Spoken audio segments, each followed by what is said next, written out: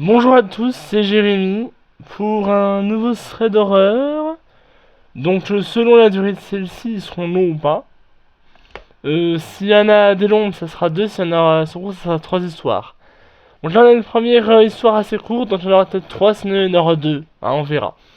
Alors, on va raconter l'histoire d'horreur dans les transports en commun. Alors, les transports en commun, dans le premier soir. L'autre jour, j'ai pris un Flixbus, donc c'est un peu bus, comme bus fluo. Un Flixbus Lyon-Bruxelles, avec passage à Paris. Ouais, vous savez, souvent les bus passent à Paris. La moitié des passagers ne parlaient pas français, mais les chauffeurs du premier bus ne faisaient leur annonce qu'en français et qu'en néerlandais, pas dans le second. Du coup, un maître n'a pas compris qu'on ne s'arrêtait que 5 minutes sur une aire. Il est allé boire un café et on est reparti sans lui. Le chauffeur avait bien remonté les passagers 3 fois, donc je comprends pas, il s'est juste barré en mode rien à foutre. À Paris, un type a piqué une crise parce qu'il avait pas de carte d'identité pour monter dans le bus. À Lille, un type a piqué une crise parce qu'il avait pas de carte d'identité pour monter dans le bus.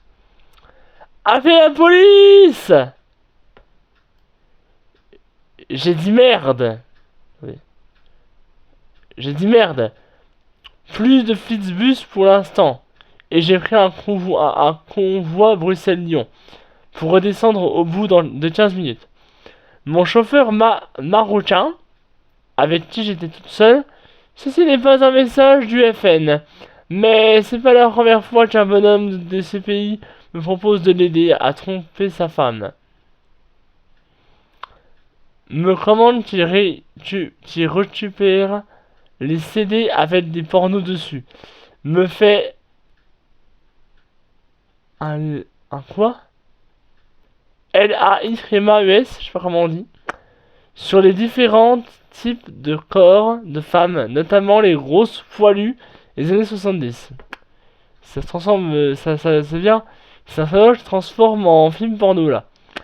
Puis ça passe à une conversation sur le tourisme au Maroc. Et il y a beaucoup de tourisme sexuel. Je connais des gens qui y vont que pour ça. Et pour le shit. Pour la drogue, je pense que je sais pas. Puis sur sa femme et toutes les fois où il a fait des bêtises. Mais c'était l'alcool. Ou c'était des vacances, donc ça va. Il enchaîne sur les femmes qui font du covoiturage pour trouver des plans cul. C'est vraiment un truc porno cette histoire. On transforme une histoire d'horreur en histoire porno. Suivi du très rigolo. J'ai pensé à ça quand je vous ai vu. Sur sur le même ton, mi-humour, mi-sérieux. Je vais parler de mon futur mari colombien. Qui menace de trucider les gens. Qui m'approchent des positions sexuelles. Se sont estompés petit à petit. Je suis quand même resté. Je voulais rentrer. Sinon, on a eu une biche qui a traversé la route. À un moment, et il s'écrit une gazelle, tu as vu? Demain, je prends le train.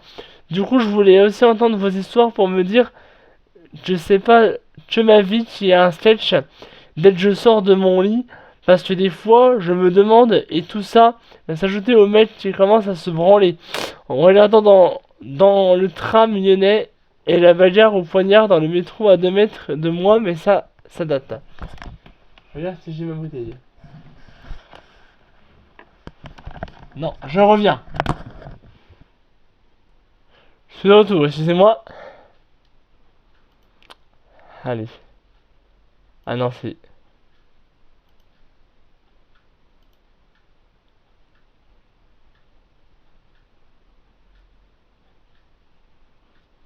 Alors...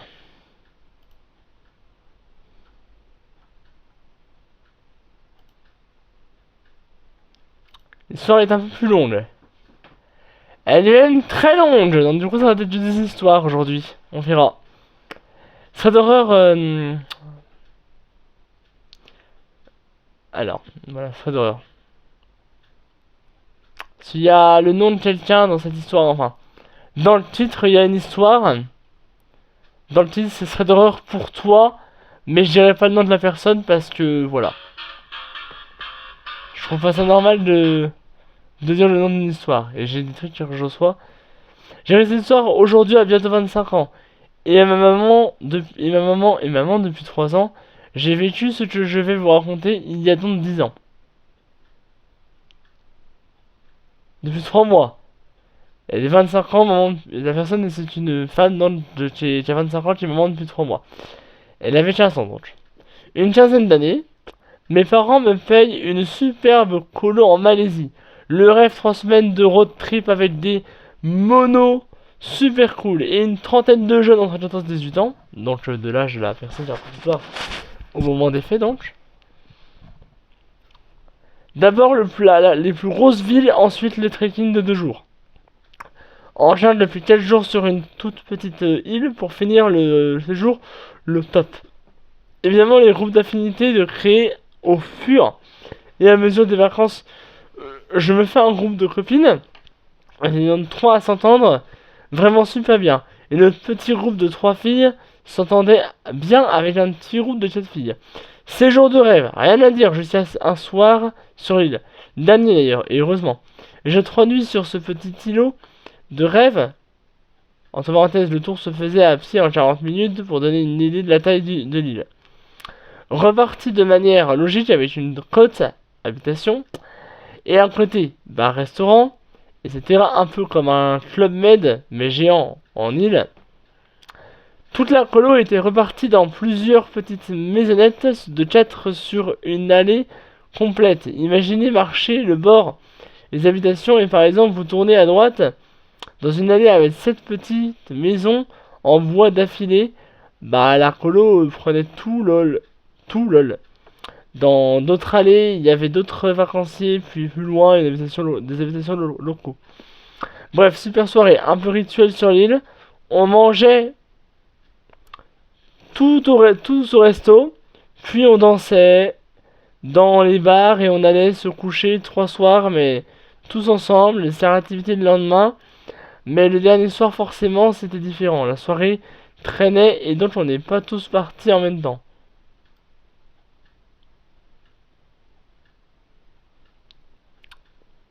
Je précise qu'on était donc vers 2010. Hein. Les portables de cette époque, c'était l'iPhone 3. LOL.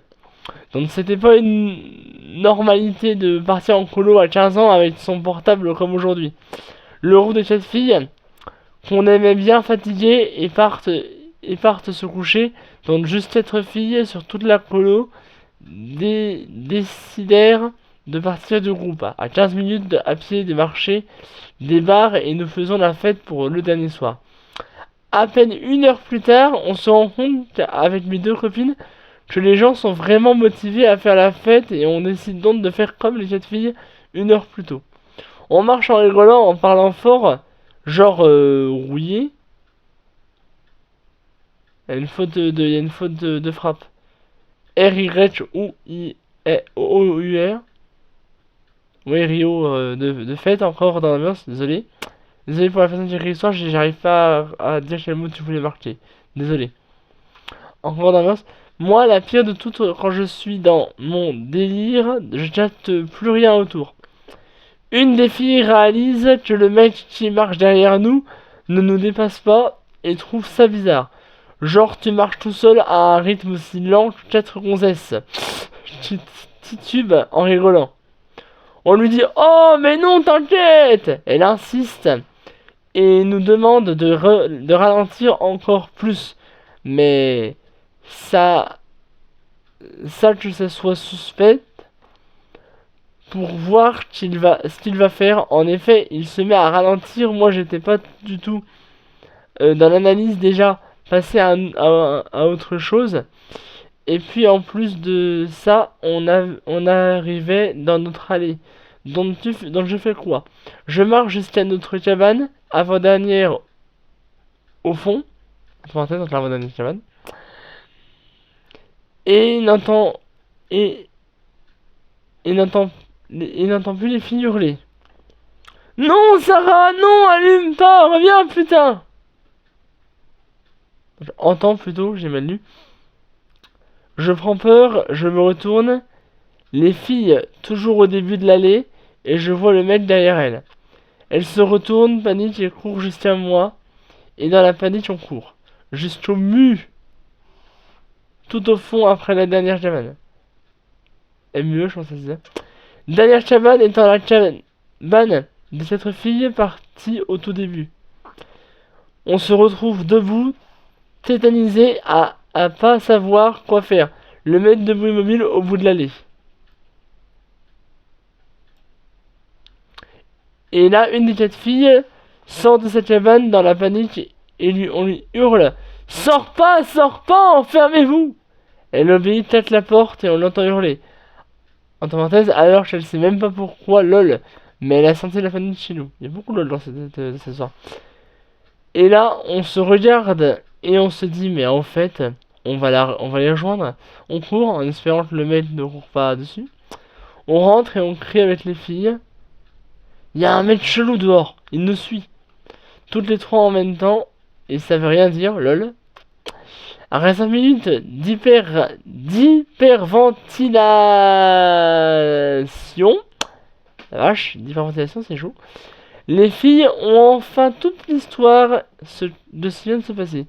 On se retrouve donc à 7 dans une cabane qui ne ferme pas, ni porte ni fenêtre, normalité d'île, à 15 minutes à pied de tout le reste de la colo, avec un seul putain de portable déchargé complet, le chargeur est où? Avec les monos. Et moi je pense que c'est les moniteurs. Hein. Là on panique complètement, une des filles courageuses soulève le rideau et hurle: Putain, est à quelques mètres devant, planté à côté d'un arbre. Putain, elle hurle: Putain, il est planté à quelques mètres devant. Enfin, quelques mètres devant, planté à côté d'un arbre à fixer la cabane sans bouger. On bouge dans tous les sens et une des filles qui crie la salle de bain. La salle de bain. La seule piste qui ferme la clé. On a dû s'enfermer environ 10 minutes à psychoter sur le fait qu'il pouvait rentrer absolument comme il veut dans notre cabane. Et là on s'arme de courage en disant qu'on est 7 et qu'il est seul. On sort, je ne sais même plus comment on a eu le courage d'ouvrir la porte, de peur qu'il soit derrière. On se précipite, chacune sur un objet ridicule, genre lampe de chevet, brosse à cheveux, dentifrice, n'importe quoi, et le transforme en arme. Cette dentifrice à préciser dans les yeux, ça fait mal. Ah. Et là le pire, l'ombre du mec qui marche derrière le rideau de la cabane en faisant des allers-retours. Donc on voyait juste son ombre marcher. Et là il touch. Oui, le mec touch à la porte, la panique totale. Mais tellement panique qu'aucune de nous bouge. Gros maniaque. Non, gros... Ah, j'ai du mal avec les fautes d'orthographe, désolé pour ça. Gros manche de plusieurs minutes peut-être. Ça retouch, on ouvre toutes ensemble. Et on est littéralement à 7 voix de filles. Et là notre mono... C'est moniteur hein, je pense. Mais ça va pas, vous êtes malade. Bref, il commence à nous embrouiller. Et là, on fond en larmes. Toute la pression qui retombe. Le soulagement de le voir. Puis l'une de nous lui demande s'il vient debout, un match partir. Il comprend que quelque chose ne va pas. Qu'on rigole pas du tout. On explique tout. Il emmène seulement 2 filles avec lui. Ils sont allés voir la police de l'île. Pendant qu'il essayait de tout expliquer en anglais, le mec passe pas loin. Ma copine crie: It's him! Désolé, j'ai un accent anglais pourri. Le policier l'interpelle et lui dit qu'il va devoir montrer où il habite. Le policier, très malin, lui demande de se placer devant le mono et les 2 filles au milieu et eux derrière pour tout voir. Et ils disent au mono: s'il tourne au bon endroit, c'est qu'il habite là, c'est tout. Sinon, c'est qu'il suivait les filles. Évidemment, le jeune ne tourne pas dans l'allée puisqu'il ne savait pas où c'était, puisqu'il ne vivait pas du tout là. Il s'est fait ramener chez lui par la police, enjoli par sa femme, mais rien de plus. J'ai oublié de vous dire que dans notre chambre, la fenêtre était tombée en pleine journée, donc on a dormi avec 3 à 3, avec une fenêtre inexistante. J'ai passé la nuit la plus stressante de ma vie. Et seulement le lendemain que le mono nous a dit que le mec avait apparemment un passif à suivre les filles, que c'était pas la première fois d'après la police de Lille. On a appris à notre retour en France que 1 mois avant notre passage, une fille avait été portée disparue. L'histoire s'arrête ici, et maintenant on va vérifier ces histoires. La première, ouais, en fait, la première, ben, ça se ressemble, c'est plus de la pornographie parce que, ben voilà, on parle de choses porno. Donc l'histoire, j'ai pas compris la première histoire. Par contre, ouais, la deuxième, on comprend bien que bah, les filles, elles ont été suivies, quoi. Je pense que le mec c'était un stalker et la fille portée disparue 1 mois avant. C'est que ben la fille a dû être attrapée par le mec.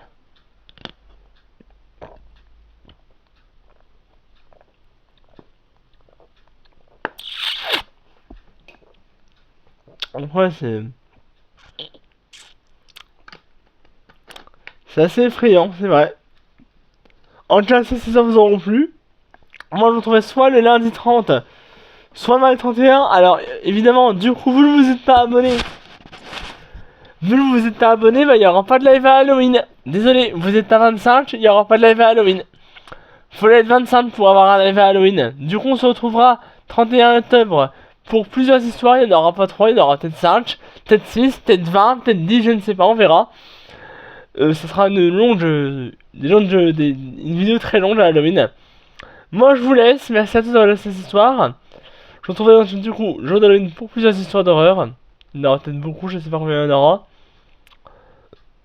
Sur ce, passer une très bonne fin de journée, un très bon week-end, et je vous dis, du coup, je vous dis on se retrouvera donc